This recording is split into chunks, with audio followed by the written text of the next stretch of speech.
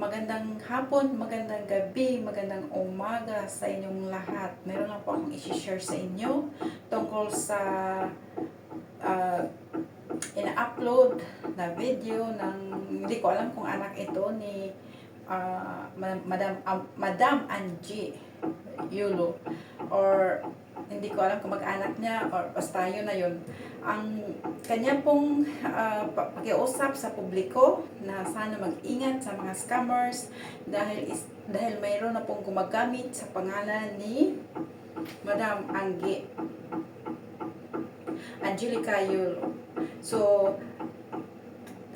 marami kasing gumagamit ng isang pangalan, pero kaya nangangamba po sila na baka po merong manghingi ng GCash sa inyo mga kababayan. Hindi po yan si Madam Angelica Yulo, hindi po yan. So mag-ingat po dahil hindi po sila naghihingi ng tulong sa publiko. Yan ang sinasabi ng kanyang pamangkin or kaibigan yan or kamag-anak or anak, hindi ko alam. So yan po, mag-ingat tayo. O kaya ito, sinishare ko ito ngayon, at itong yan ang kanyang, nung sinesearch ko yung profile na lumalabas ay marami po.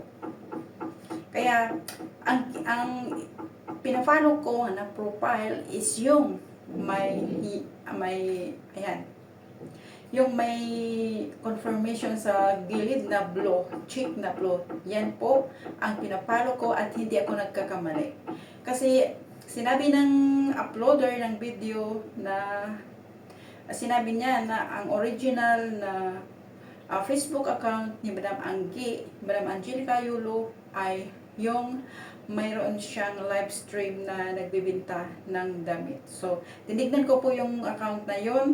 Yun po ay 140,000 na yata yung subscribers niya. So, hindi ko nagkakamali, yun na yun. Pero marami po talaga na gumagamit ng pangalan ni Ma'am Angelica Yulo at yung profile din po. So, ingat mga kabayan, huwag kayong magkakamali dahil baka sabihin, oy, si Madam Angelica ito, manghingi kami ng tulong na ganito, pasin ng GCash. Hindi po, sabi ni Madam Angie, wala po silang, isa lang ang kanyang account dito sa Facebook at saka yung page yata na YouLabs. Kasi YouLabs na yung nagbibenta ng ng mga paninda niya.